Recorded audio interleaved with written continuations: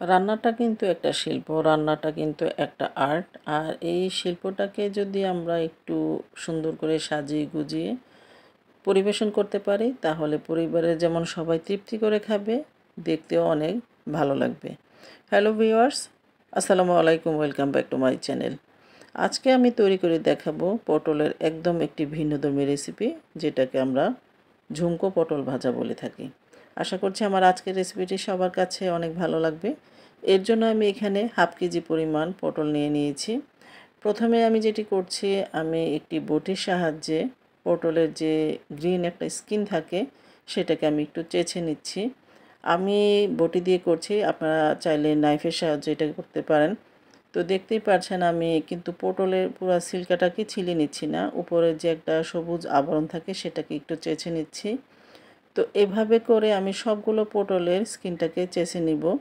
তারপরে এবং সামনের এবং পেছনের অংশটাকে একটু কেটে বাদ দিয়ে নিব। এই যে দেখতে পাচ্ছেন আমি পেছনের অংশটাকে আর সামনের অংশটাকে ফেলে দিলাম। এরপর আমি পটলটাকে ঠিক এক পাশ থেকে এইভাবে করে আমি একটু চিড়ে নিচ্ছি। আমি কাজটি কিভাবে করছি আপনারা দেখে বুঝতে কতটুকু পারছেন আমি জানি না, তবে দেখে বুঝে নিতে হবে। আমি ঠিক এক পাশ থেকে এভাবে করে পটলের অংশটাকে একটু পটলগুলোকে চিড়ে নিচ্ছি। আমি পুরোপুরি পটলটাকে কিন্তু চিড়ে নেইনি, মাঝ বরাবর কিছুটা অংশ ফাঁকা রাখবো। তারপর আবার অপর সাইডটা উল্টিয়ে নিয়ে আবার এক পাশ থেকে এভাবে করে আমরা চিড়ে নেব। পুরোপুরি কিন্তু পটলটাকে চিড়ে নেওয়া যাবে না, এতে করে পটলটা কিন্তু দুই ভাগ হয়ে যাবে। মাঝ বরাবর একটু বাদ দিয়ে রাখতে হবে। এই যে দেখতেই পাচ্ছেন, ঠিক এভাবে করে আমি সবগুলো পটল চিড়ে নিচ্ছি। সবগুলো পটলকে আমি ঠিক একইভাবে চিড়ে নিয়েছি। এগুলোকে আমি ধুয়ে পরিষ্কার করে ভালো মতো ক্লিন করে নিয়ে নিলাম। এখন আমি কিছু মশলা এখানে অ্যাড করব।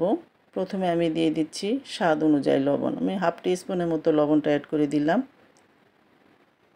লবণটা দেওয়ার পর এখন আমি এখানে দিয়ে দিব 1 টিস্পুনের মতো লাল মরিচের গুঁড়ো। আমি একটু ঝাল ঝাল করে এই পটলগুলোকে ভেজে নেব, তাই আমি একটু মরিচের পরিমাণটা একটু বাড়িয়ে দিচ্ছি। আপনারা আপনাদের টেস্ট বুঝে মরিচের পরিমাণটা দিয়ে দিবেন। হাফ টিস্পুনের মতো দিয়ে দিলাম হলুদ গুঁড়া, আর হাফ টিস্পুনের মতো দিয়ে দিলাম জিরা গুঁড়া। জিরা গুঁড়াটা চাইলে দিতে পারেন, না চাইলে স্কিপ করতে পারেন, কোনো সমস্যা নেই। তারপর সব কিছু ভালো মতো এইভাবে হাত দিয়ে সবগুলো পটলের গায়ে মশলাটা যেন ভালো মতো লেগে যায়, তো সেভাবে আমি একটু ঘষে ঘষে পটলগুলোকে মশলার সাথে মিক্স করে নিয়ে নিচ্ছি। একটু সময় নিয়ে সবগুলো পটলের মধ্যে মশলাটাকে ভালো মতো মিক্স করে নিয়ে নিতে হবে, যেন লবণ মরিচ ঠিক মতো পটলের সাথে অ্যাডজাস্ট হয়ে যায়। তো এভাবে হাত দিয়ে একটু ভালো মতো মেখে নিয়ে নিলাম।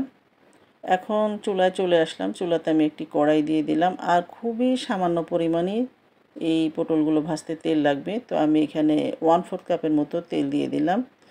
দিয়ে এখন আমি একে একে সেই পটলগুলো দিয়ে দিচ্ছি। ও হ্যাঁ, এখানে একটি কথা আছে, আমি যখন পটলগুলো দিয়ে দিব ঠিক মাঝ বরাবর রেখে কিন্তু পটলগুলোকে আমি বসিয়ে দিচ্ছি।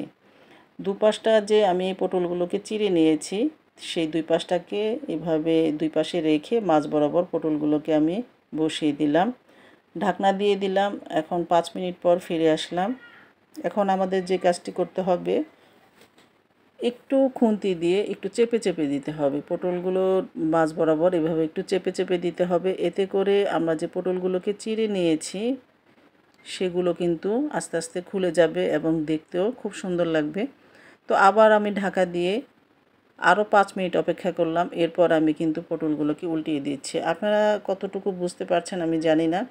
এই যে দেখতেই পাচ্ছেন, এখন কিন্তু পটলের যে চিরা অংশগুলো আছে, যেগুলো আমি একটু চিড়ে নিয়েছিলাম, সেগুলো কিন্তু ভালো বোঝা যাচ্ছে। তো এভাবে করে আবার পটলগুলোকে অপর পাশটা উল্টিয়ে আবার একটু চেপে দিব, যেন খুব সুন্দরভাবে চিড়ে যাওয়া অংশগুলো একটু দেখা যায় বা বোঝা যায়। তো আরও আমি 2-3 মিনিটের মতো এটাকে ঢাকনা দিয়ে পটলগুলোকে ভেজে নিয়েছি। খুব সুন্দর করে মুচমুচে করে পটলগুলোকে ভেজে নিয়ে নিতে হবে। আপনারা যদি একটু কম পরিমাণে ভাজতে চান তাহলেও সেটাও করতে পারেন। তো দেখতে পাচ্ছেন আমার পটলগুলো অলমোস্ট ভেজে নেওয়া হয়ে গিয়েছে। যেগুলো আগে ভেজে নেওয়া হয়ে গেছে সেগুলোকে আমি তুলে নিচ্ছি, এবং অপর পটলগুলোকে আমি সুন্দর করে আবার উল্টিয়ে পাল্টে একটু ভেজে নিচ্ছি। দেখলেন তো কত সুন্দরভাবে চিড়ে যাওয়া অংশগুলো কিন্তু অলরেডি খুলে গিয়েছে, দেখতেও কত সুন্দর লাগছে। তো বাকি পটলগুলোকেও আমি সেমভাবে ভেজে নিয়ে নিব।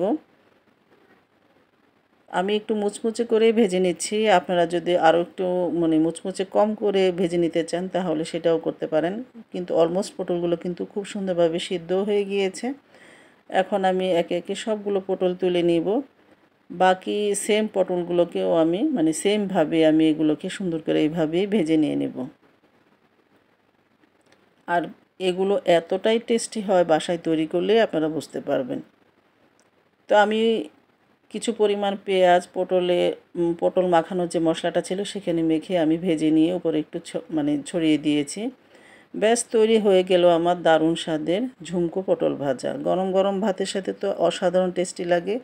আশা করছি আমার আজকের রেসিপিটি সবার কাছে অনেক বেশি ভালো লেগেছে। ভালো লাগলে লাইক কমেন্ট শেয়ার করতে একদমই ভুলবেন না। দেখা হবে নেক্সট কোনো ভিডিওতে ইনশাল্লাহ। সে পর্যন্ত সবাই ভালো থাকবেন। আল্লাহ হাফেজ। আসসালামু আলাইকুম।